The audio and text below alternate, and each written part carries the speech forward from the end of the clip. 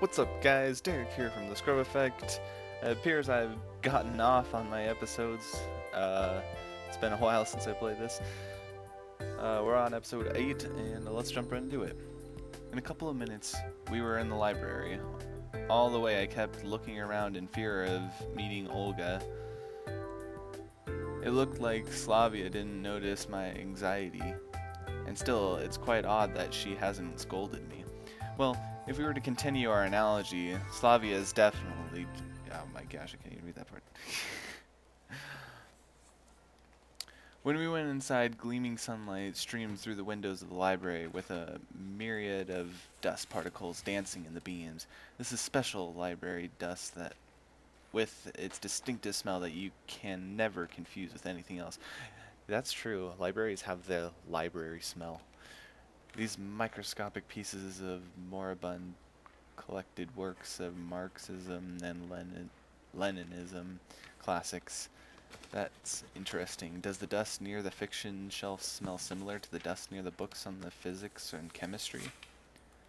You start with those rows. Slavia pointed at the bookshelf near Lenin's sculpted head. Okay, but what exactly do I have to do? Just remove the books from the shelves and put them on the floor. We'll dust them, and then we'll put them back. By looking at all this dust, reading is hardly the pioneer's favorite activity.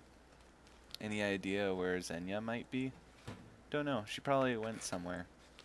Strange. It appears that there are just two places in the world where one can meet Xenia, the library and the canteen. I got into gear. I guess I've never handled so many books at one time in my entire life. Anyway, I'm much more used to reading with a computer screen or a tablet. Firstly, there is no need to pay for electronic books, and secondly, you cannot find everything in printed form. How's it going? Asked Slavia, standing behind the bookshelf. It's okay, it's going little by little. Have you read anything about that? About what? Well, about communism. Nah, I'm kinda more into historical books. And adventures. Me too. Well, historical literature wasn't exactly my favorite, but the classic struggle under socialism was definitely no match for it. Hey, don't hold a grudge against Lena. I don't. Indeed, I felt that what? My ego had mostly recovered from the incident at the canteen. Besides, I managed to cleanse myself of the lunch leftovers in a forest lake. It's not like she's doing all that out of spite. Out of spite or not, one should think through one's own actions. Ah, whatever. I kept moving around dozens of books written by people totally unknown to me. I'm gonna forget who they are in a minute, and I'll never get to know what they were writing about. That is a doom to many writers, to become a forsaken set of letters in a hardcover on a bookshelf, the library of a non-existent pioneer's camp's reality. Have you finished? Yeah, I think so. Me too. Okay, let's do it this way. I'll wipe them down, you put them back on the shelves. But I don't remember what order they were placed in before. It's okay, nobody reads them anyway. It looks like she has a smile for every occasion. A couple of times I've noticed slight differences, shades of emotions in that smile, joy, happiness, sadness. But these shades were so evanescent, I wasn't really sure that I'm not imagining things. This time, her smile looked a little flirty. Yeah, probably. At least I wouldn't be reading this stuff. Slavia was wiping the covers with a damp cloth, and I was putting the books back on the shelf. We were a good team. Our job was almost done. Why didn't you take anything from the upper shelves? Upper shelves? I looked up. Sorry, I hadn't noticed them. It's alright. Wait a moment. I'll bring it to the chair. Even with my rather considerable stature, I wouldn't be able to get them. I stood on the chair and proceeded to remove the books from the shelves and pass them to Slavia. After a while, there were only about a dozen books left to the farthest end of the shelf. It looked to me like it wouldn't be hard to reach that far. I've always been the type that take a larger bite rather than biting twice. And taking that bite without moving the chair under me became a fatal error. Ow. Oh. I don't find this to be an error. Opening my eyes, I found myself on top of Slavia. Are you alive? I fell on you, are you alive? That's what he asks. I got the fright of my life. Even if I'm only 17 now, falling off a chair onto a girl is something else. I'm fine. Her face was only an inch away from mine. Anything broken? I don't think so. You'd make a rather bad stuntman. She laughed. You bet. I looked into her eyes. Just looked. I wasn't sure what I should say. And Slavya either hesitated to or just let me take the lead. At this rate, something might happen. Her lips were so close to mine. A natural desire started to awake in my body, but was it right? I had the urge to stand up, but was unable to do so. Slavya was just lying in silence and looking me straight in the eyes. All of a sudden, I noticed the bell ringing on the edge of my hearing. It's dinner time. Yeah, shall we go? Or shall we lie here some more? She smiled again, and this time her smile seemed foxy to me, as if she was hinting at something. Let's go. Wait. That was it? Aww. Let's go. I didn't move an inch. Well, if we're going, you need to get up first. Obviously. It felt like some invisible force was holding me in place. Slavya seemed to recognize that and carefully slipped out from under me. Are you going to stay there? She laughed. At that point, I finally came to my senses and stood up. I'm sorry. That's okay. But we haven't finished it at all. We'll have to clean up the rest later. Yeah, sure. That's awkward. I stayed silent all the way to the canteen. Slavya rambled on about her life in the camp, but given it was indeed a monologue, I wasn't paying much attention. Ooh, rock and roll. Coming to the canteen, I saw Olga on the porch. Don't you have some explaining to do, young man? Now I remember that what I had forgotten. Nope. How was your cleaning duty? Good enough. That's not what Oyana told me. That was all her fault. And what did I tell you? I ordered you to clean it up together. And what were you doing? I didn't know what to say, as deep down I knew she was right. Don't blame him. Semyon was helping me at the library. Oh, really? Yeah. Well, that's all great and stuff, but to cut a long story short, you won't get dinner tonight. How is that? Why? I protested.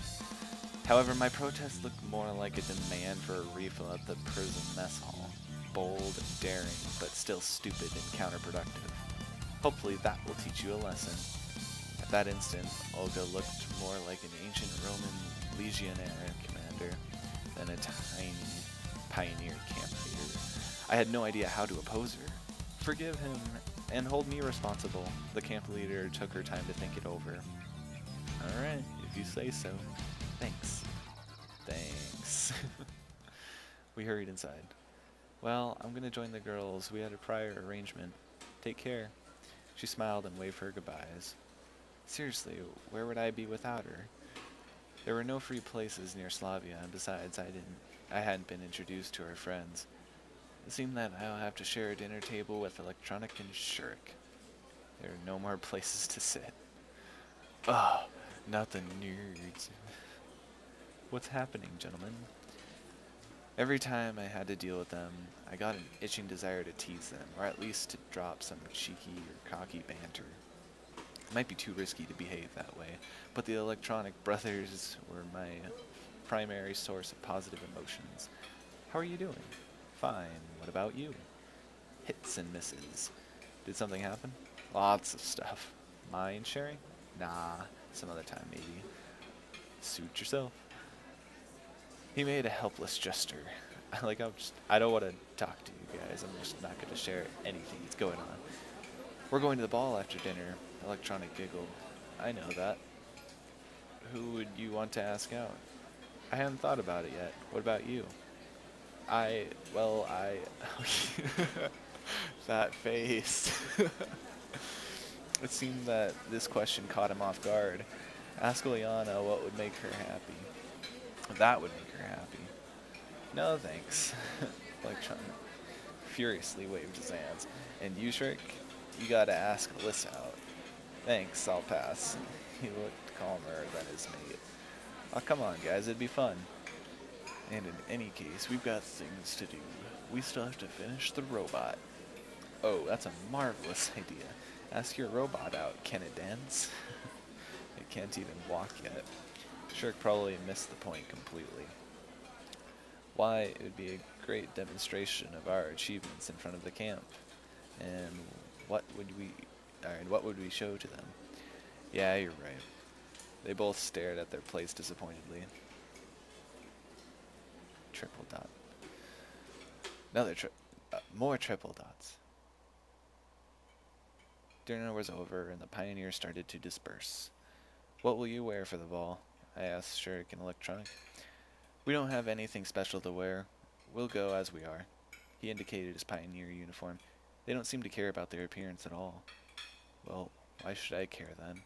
Wearing my winter clothes isn't an option, so I'll just go like this. When does it start? After 9 o'clock. Got it. I left the canteen and deeply inhaled the fresh evening air. I remembered those rare dances I used to go to at school. Hesitation, insecurity, even fear. I couldn't dance.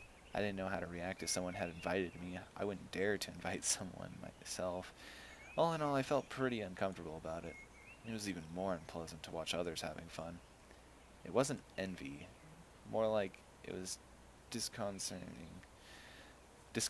feeling that people were able to enjoy something so odd for me. I thought that there was still lots of time till the ball, so I could sleep a little to be fresh in the evening. Entering the camp leader's cabin, I flopped onto the bed and instantly shut my eyes. Triple dot. Oh, that was a fast nap. Strangely enough, I got up right on time, even without my alarm. The clock was showing 9. Such a rare thing to happen. I felt sluggish, though. Probably it wasn't the best idea to sleep during the day after all. I'm going to see Alyssa instead of the dance. So, it's time then. But I agreed to help Lena. What should I do now?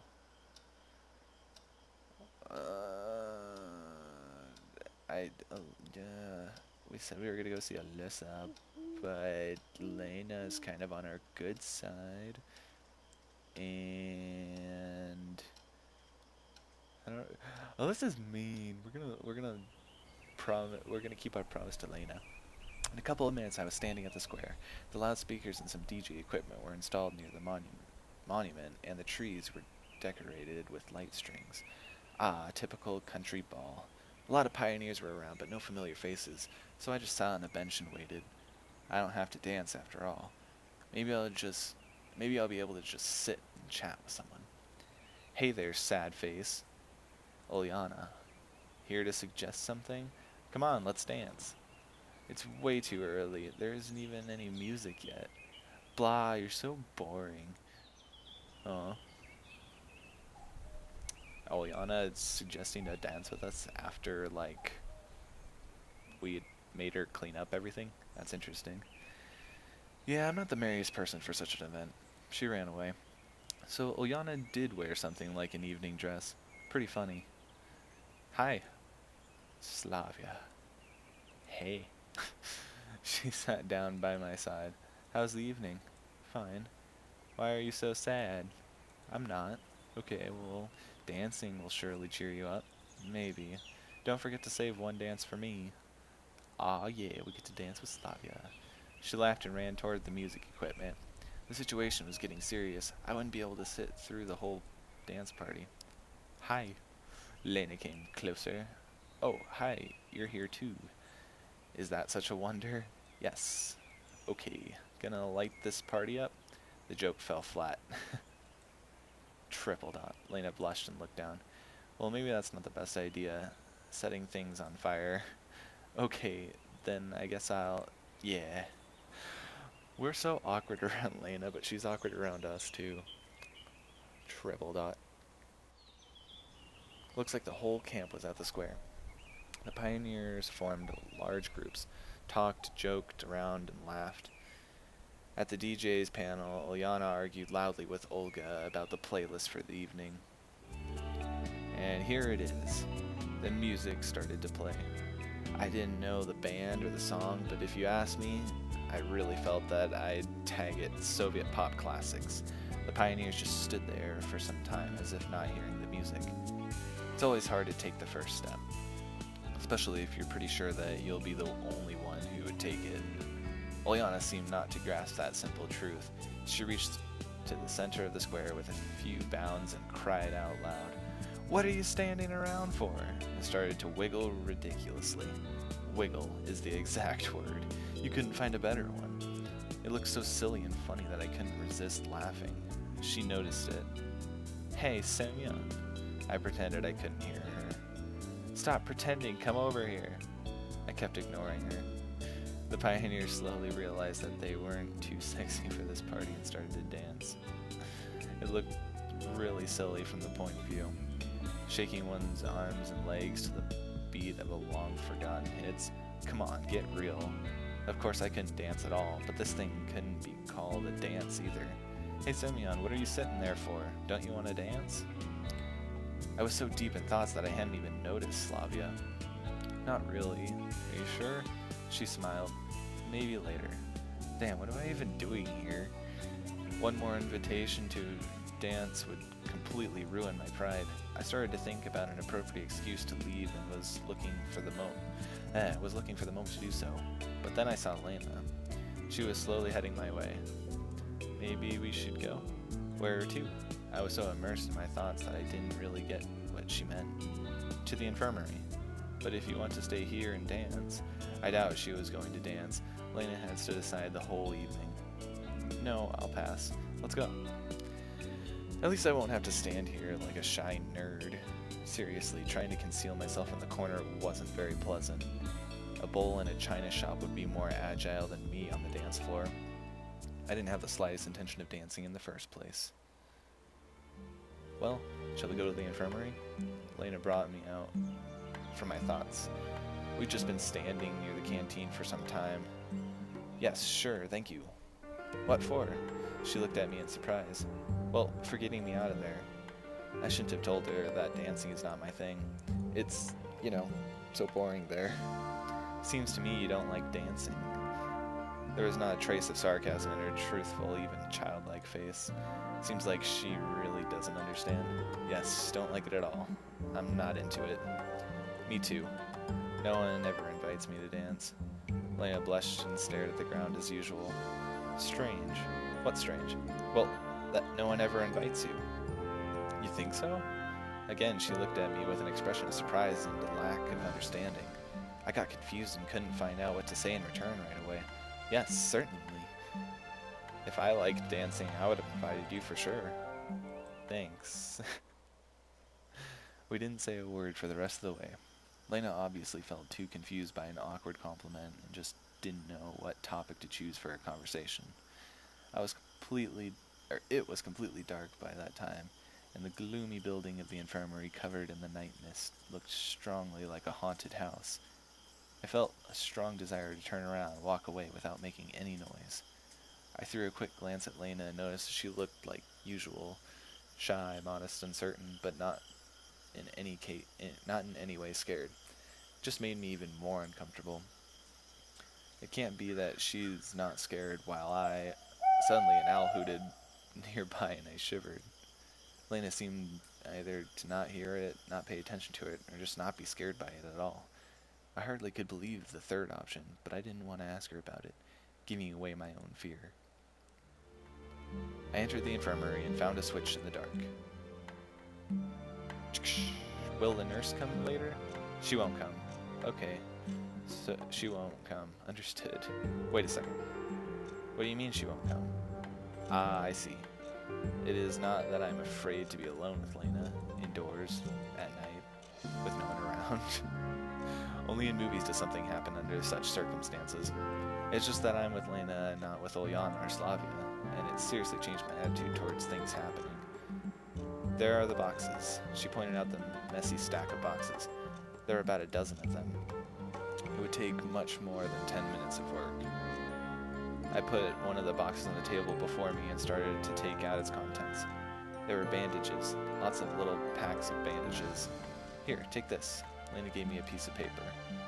There were some fields, and I quickly realized that I should put the name in the left, the description in the middle, if there is one, and the quantity on the right field.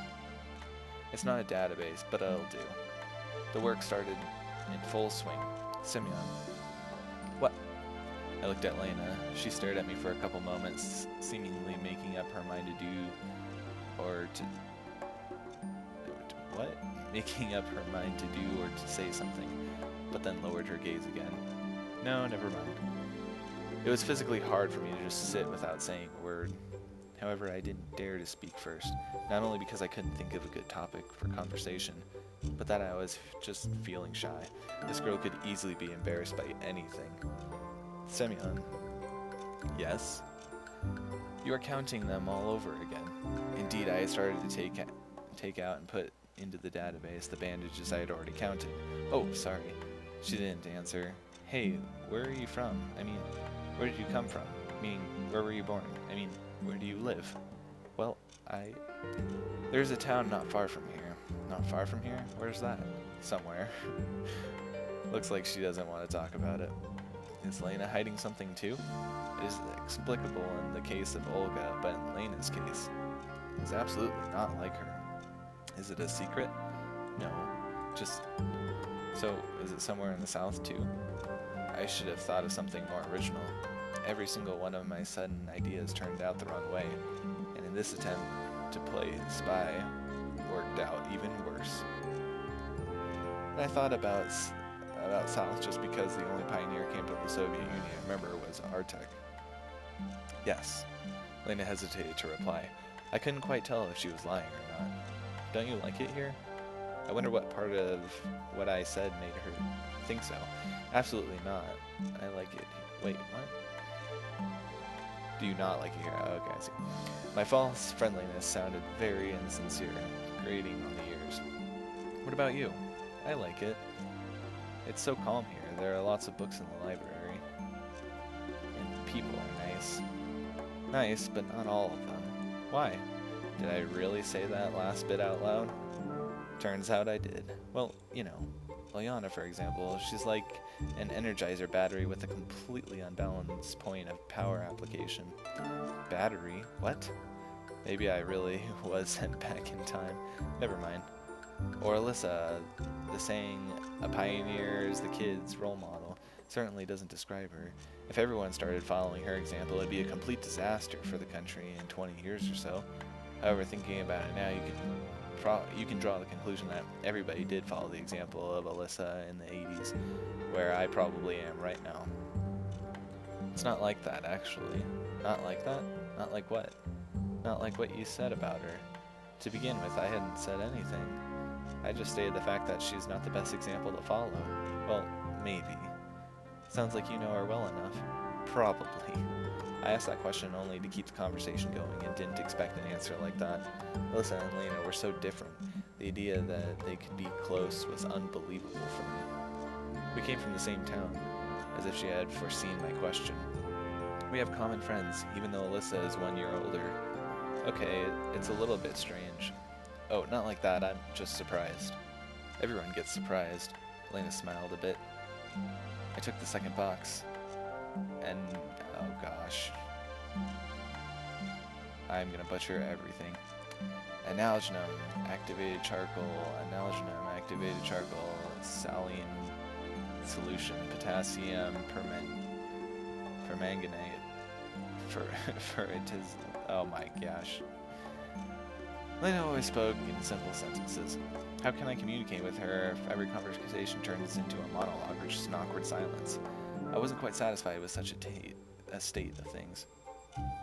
Sometimes it looked like she's hiding something behind her mask of shyness. But what? You know, I read a book not that long ago. Do you like science fiction? Not much. Damn, another failure. Well, if you don't like it, then what books do you like? Different kinds. The conversation was going smoothly and I had to turn it off for the better. Who knows why, but I thought about the dance again. Feeling of uneasiness, discomfort, and even shame overwhelmed me once more. Looks like I'm not that different from Lena when it comes to such things. I'm shy and afraid of the things I don't understand or I can't do. I should probably overcome my own fears before anything else. And this will help me to understand her better. I've made up my mind. There are only a couple of boxes left. Yes. Hey, I've got an idea. How about we go to the canteen afterwards? I think the tape recorder was taken back there. What is it doing in the canteen? I hesitated. What for? Her sincere look made it clear that she hadn't the slightest idea what I'm going to offer. Well, frankly speaking, I just don't know how to dance. That's why I don't like it. That's the reason I was so confused back there. Maybe I could thank you by dancing with you. But She stopped, sorting out the medicine for a moment, blushed, and looked right into my eyes. I got a bit stubborn. It really was a stupid idea. It's okay, if you don't want to, I don't insist. What if someone sees us? I certainly didn't think about that. It's not a big deal, but everybody is asleep already. No one is going to go to the canteen at night. How will we get in there? I should have thought about it beforehand. Well, I did have Slavya's keys, but I didn't want to mention them. Someone could get the wrong idea about me stealing them. That moment I regretted. I still didn't get my cell phone from the leader's cabin. Anyway, I had to say something to get away from this awkward topic. What kind of music do you like? Different kinds. I'm not really into it. Let's imagine it's playing now. I mean, that we hear it playing. How's that? Like it plays in your head. I still remember the melody the pioneers were dancing to. The music and words were really clear in my memory. I'm not sure I can do it. You can try. Probably. I've got her consent. In Lena's case, even that probably can be considered yes. Alright, I think we're gonna get a dance in the next episode. Bye!